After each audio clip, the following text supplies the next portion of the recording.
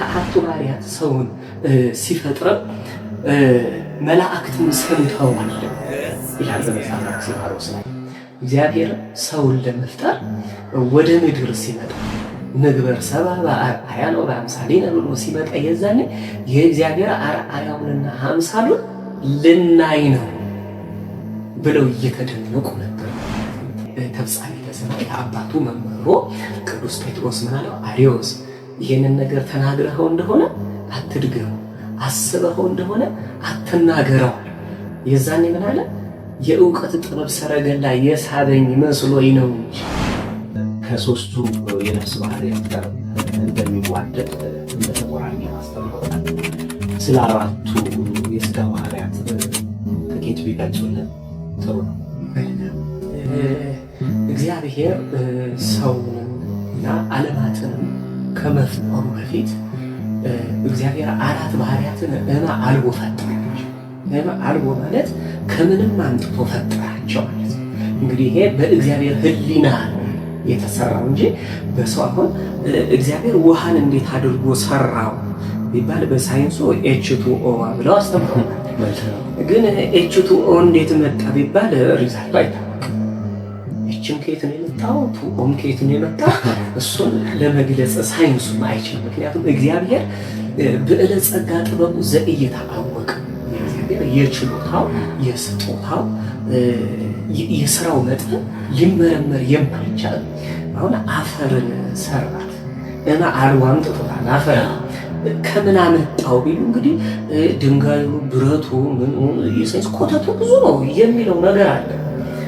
ንፋስን እንዴት አመጣው ቢባል ንፋስ እንግዲህ የማይታይ ስውር ነው፣ የማይዳሰስ ነው፣ የማይጨበጥ ነው። ግን በመካከላችን ሁሉ እንዳለ ስለምንተነፍሰው የምናውቀው። እሳትንም እንደዚሁ እምአልቦ ያመጣው እና እነዚህ አራቱን ባህርያት እግዚአብሔር ሲፈጥር እምአልቦ አመጣቸው፣ ፈጠራቸው። አራቱን ባህርያት እንደው ወደ ሌላ እንደው አክሲማሮስ ስነ ፍጥረቱ እንደው እንሻገርና እዛው ላይ ነን። ግን ሲፈጥረው አራቱን ባህርያት አስማምቶ ነው። እሳትና ውሃ ይስማሙ። በሰው ባህርያት ውስጥ ግን እሳትና ውሃን አስማማቸው። ነፋስና አፈር ማይስማሙ ናቸው። እነዚህ አራቱ ባህርያት ጭራሽ ዝምድና የሌላቸው ነገሮች፣ ግን እግዚአብሔር አንድ አድርጎ ፈጠረበት ሰው። ምን እንዴት ቢሉ በስመ አልቦ ነገር ለእግዚአብሔር የሚሳነው ነገር የለምና እና እግዚአብሔር ከአራቱ ባህርያት ሰውን ሲፈጥር መላእክትን ሰምተዋል ይላል በመጽሐፈ አክሲማሮስ ላይ። እግዚአብሔር ሰውን ለመፍጠር ወደ ምድር ሲመጣ ንግበር ሰብአ በአርአያነ ወበአምሳሊነ ብሎ ሲመጣ የዛኔ የእግዚአብሔር አርአያውንና አምሳሉን ልናይ ነው ብለው እየተደነቁ ነበር መላእክት። እግዚአብሔር አዳምን ሰራው። እንግዲህ እጆች ሰሩኝ አበጃጁኝ ብሏል እንግዲህ ቅዱስ ዳዊት ይህንን ስለ አዳም ታሪክ ሲናገር። አንዳንድ ጊዜ ምን ይባላል? ብዙ ክህደቶች የሚመጡት ቁንጽል ማለት እንግዲህ አርዮስም ሲክድ ያው ወደ ስነ ፍጥረቱ እንመለሳለን። የአርዮስም ክህደት የተጀመረው ከቁንጽል ነው። አሁን ንባብ ያድናል ትርጉም ይገድላል ይባላል። ካድገላ እንደሚባለው አዎ። እና ምንድነው ሌላ ደግሞ እኛ የቁሎ ትምህርት ቤት ስንማር ምን ይሉናል? ማንበብና ማንበብ ይለያያል። ማንበብ ማለት ሰው ያነበበው ገብቶት ተረድቶት ሲያነበው አነበበ። ማንበብ ደግሞ አንብቦ አሜን ብሎ ሲጨርስ አነበንበ አላነበበ ማለት ነውና አርዮስም ከመጽሐፍ ቤት ገብቶ መጽሐፍ ሲመለከት ሲያነብ ትቤ ጥበብ ፈጠረን የከመኩን መቅድመ ተግባሩ የሚል ጽሑፍን አገኘ። ይሄማ የፈሊጥ የቅኔ አነጋገር ነው። ትቤ ጥበብ ፈጠረን ማለቱማ በጥበብ እኔን አስቀድሞ ፈጠረኝ ከመኩን መቅደመ ተግባሩ የመጀመሪያው ስራው አደረገኝ። እግዚአብሔር ወልድ እግዚአብሔር አብን እኔን መጀመሪያ ፈጠረኝ። ይህም እንደምን ነው ቢሉ አንዳንድ ጥረኛ መጀመሪያ መዶሻውን ጉጠቱን ዘመድ አጻውንቱን ይሰራል። ከዛም በኋላ ሌላውን ደግሞ ስራ ይሰራል። እንግዲህ እኛ ቢላ መጥረቢያ የምንለውን የሚሰራው ምክንያቱም ጉጠቱ እሳቱ እንዳያቃጥለው የሚይዝበት ነው። መዶሻው የሚጠፈጥፍበት ነው። የሚመታቸውበት መጀመሪያ እንደሚሰራው ብሎ ተረጎመ።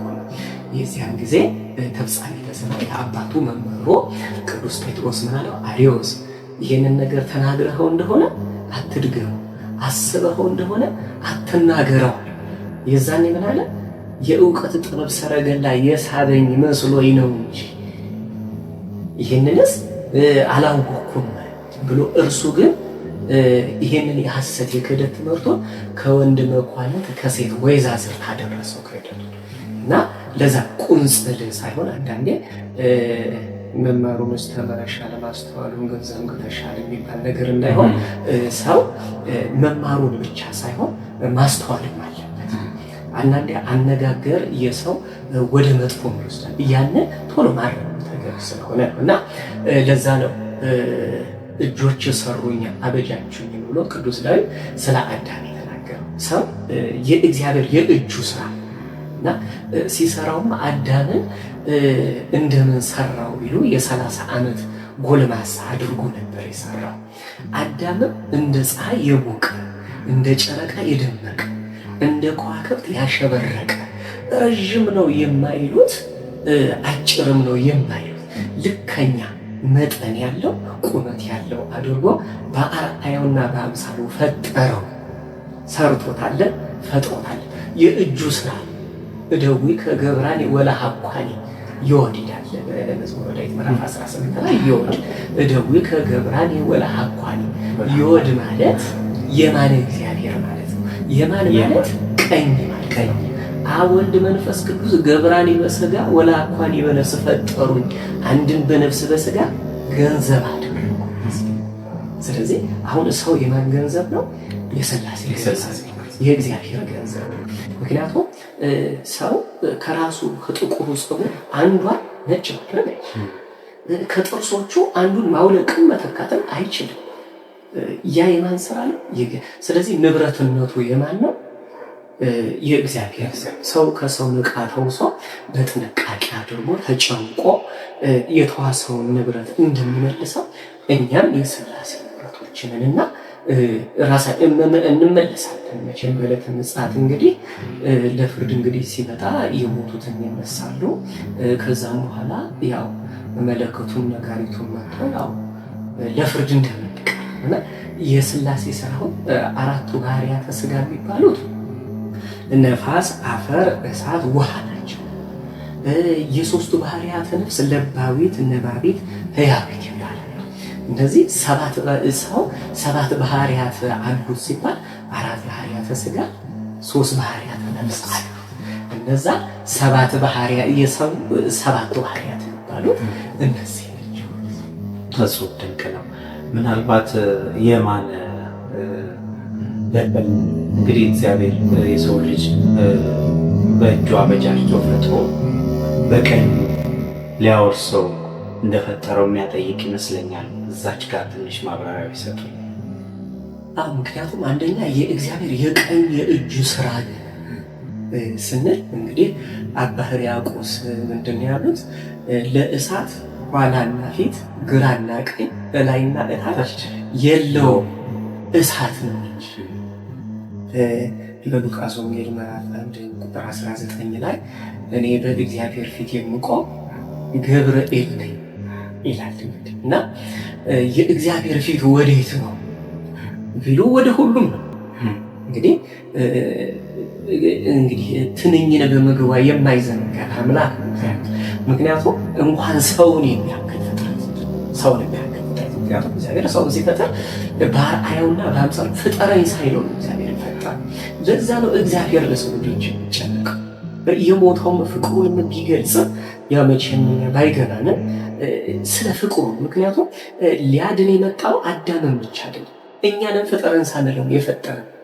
ስለዚህ የሚጨነቅልን እግዚአብሔርን ሰው ቢጸልይም ባይጸልይም በጎ ቢሰራ ባይሰራ ጠባቆተ እግዚአብሔር ግን አይደለም።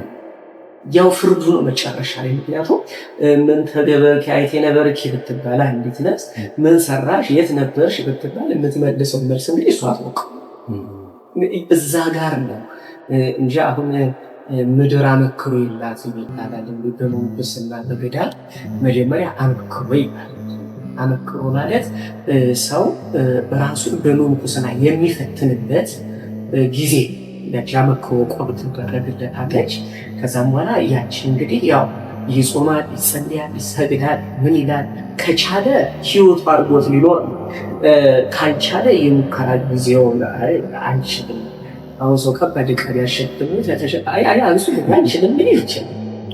ያችን የሙከራ ግን በህይወትና በኖሮ ግን በመደርማ የሙከራ የአመክሮ ጊዜ ነው። እችን ቆይ ሞክሬ ክርስቲ እግዚአብሔር ጋር ሄችን የሰምች ነጥቼ ከዛም በኋላ እስቲ እችን አስተካክላታለሁ የሚባል አይደለም። አንድ ከተጠሩ ውሃ ለቅዳ ንስሐ ለቅዳ የሚባል ነገር የለም።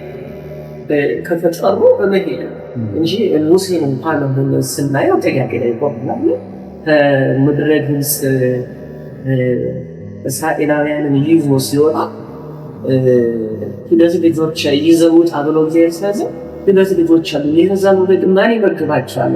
ልጆችን መጋቢ አንተ ሆንክ። ይህንን አደቱን ምታወረ በሩፍን መርት ሲስመጠቀ ሁለት ትሎች ይወጡ እነዚህንም የምመግባቸው ነን። ምክንያት አንድ ልጅ ይሄዳል የአሮን አፍ ይገኛል። ሙሴ አንድ ልጅ ዲዳ የሆነበት ምክንያት ምንድነው? እስራኤላውያን በምድረ ግብፅ ላይ ወንድ ልጅ የሚወለድ አለ ነፃ የሚያወጣቸው ሆኖ ትንቢት ተነገረ። የዛኔ ወንድ ልጅ የተወለደ ሁሉ እንዲገደል ፈርዖን አዘዘ። የዛኔ ሙሴ ፈወደ። የዛኔ ልጅ እንዲገድልባት ስለዚህ ብራለ ቅርጫት ሰራችና የንጉሱ ቤተሰቦች በአባይ ወንዝ ዳር የሚታጠቡበት ቦታ ወደዛ ልቀቀ። የንጉሱ እህት ልጅ ናት ነበረና ስታገኙ ደንበጥሮቿን ሁሉ አስወጥታ አነሳቸው። ሙሴ አለችው። ሙሴ ማለት ከባህር የተገኘ ማለት ይዛም አሳደገችው። የዛኔ ህፃናቶች እንግዲህ ሲይዟቸው ፊት ይበራሉ ይመርሃሉ። የዛኔ ፈርዖን ሲመጣ እሱ ጭምሩ ስለምንለው ነው ፊቱን ጸፋው። ይጸፋው እኔ ግብፅንና እስራኤልን እንደገና ቀጥቅጬ እንደ ውሃ አፍስሼ የምገና ገዢ ሆኜ እንዴት ይሄ ዕብራዊ ደግሞ ዛሬ ይመጣል? ሊያስገድለው ትላለች። እሱ ህፃን ልጅ ሆኖ ያውቃል። እሳትና ውሃን ተንብታቅር እሱ ባለማው እሳቱን ምክል ይዘው ይችላል ሲሉ እልህ ይዘው ስለነበረ እሳትና ውሃ መጣ። እሳቱን ማንስቶ አፍስቶ ምላሱ ተጣጣለ። ለዛ ነው ሙሴ አንደበቱን ማይናገረው በጅዳ ይገኝ እና እንደጀናንስ ምክንያት ታያግን ማንጃቱ ይፈቀዳል። ምክንያት ስለማይደርስ ለነገር ላይ ያለ ነበር ለና በቦልስ